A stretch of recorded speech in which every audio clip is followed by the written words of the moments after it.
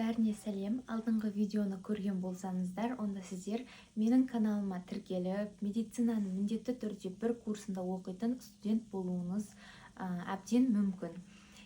Бүгінгі менің айтқым келіп отырған тақырып ол медицинадағы жеке тұлғалық даму. Яғни мен де алғашқы курстарда ойлайтынмын, медицинада жүріп сабақтың өзіне үлгермей жатырмын, басқа хобби тап деген сөздерді еститінмін. Қыртқан әңгіме ғой мынау, не айтып жатыр деп ойлайтынмын. Бірақ медицинада сіз барлық нәрсеге үлгермеуіңіз мүмкін, үлгермейсіз де, шынымды айтайын. Себебі 50-100 бетті сіз азаннан кешке дейін оқысаңыз да, оның өзін 3-4 рет қайталау керек. Яғни керек, оқымау керек деген сөз емес бұл. Оқуыңыз керек, бірақ соның арасында сіз өзіңізге демалыс беріп тұруыңыз керек. Себебі ми қатты шаршайды, әсіресе менталды тұрғыда қатты шаршау болады физикалық түрге қараған кезде. Сондықтан сіз өзіңізге айналысатын бір іс табуыңыз керек. Яғни ол сурет салуы мүмкін, біреу ән айтып шығаруы мүмкін, немесе біреу жаттығу жасауы мүмкін. Одан кейін түрлі сондай хоббилермен айналысуыңыз керек жалпы. Себебі мысалы 5 сабақ күні істемесеңіз де, тым болмағанда сенбі-жексенбі күні сол хоббиіңізбен айналысып, өзіңізді сәлде болсын сергіте алуыңыз қажет. Көбіміз Instagram шұқылаймыз, TikTok шұқылаймыз, оны мен де істеймін. Яғни дорама көреміз, кино көреміз, бірақ оның барлығы миды тынықтыруға жатпайды. Себебі сіз көз арқылы информацияны, ақпаратты қабылдап жатырсыз ғой, оның барлығы миға керек емес болып, қоқыс болып жазыла береді. Ал егерде сурет салсаңыз, еркін отырып, ән айтсаңыз, өзіңіздің стрессін шығарасыз, сондай демалулармен сергіп тұру қажет болады.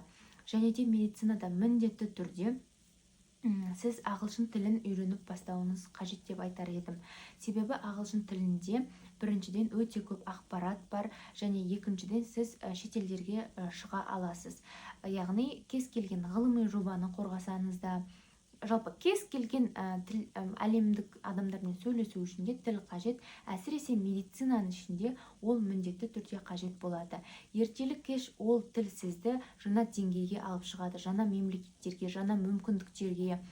Тіпті біздің университетімізде болған IELTS 5-5 сондай бар адамдарды белгілі бір шетелдерге, басқа қалаларға сондай жіберіп, волонтерлық қызметтерге, сондай күшті заттарға, жерлерге жіберетін тұғын. Яғни тіл сіздің жаңа бір есікті ашуға, жаңа бір мүмкіндікті көруге жаңа кілтіңіз деп айтар едім. Одан кейін билеумен айналысуыңыз керек, айналысуға болады, то есть. Одан кейін сіз міндетті түрде спортпен шұғылданыңыз дер едім. Ол міндетті түрде фитнеске барып, жүгіріп емес, жай ғана таңғы серуенге, кешкі серуенге шығып, миыңызды 5-10 минут тынықтырсаңыз да денеңіздің ақысын берген болып саналынады. Азанға, кешке жеңіл жаттығулар жасауға болады. Қыз балалар әсіресе стретчинг, йога сияқты заттарды жақсы істеп, жақсы қабылдайды ғой, сол арқылы сіздің денеңіз де, өзіңіз де тынығасыз, және де стресс спортпен шұғылданған адамда аз болады деп айтар едім.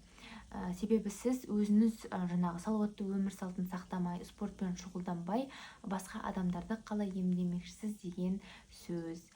Бүгінге мен айтар ақпаратым осы. Егер медицина жайлы сұрақтарыңыз болатын болса, маған инстаграмма darger.qiz немесе осы YouTube каналдың астына жазсаңыздар болады.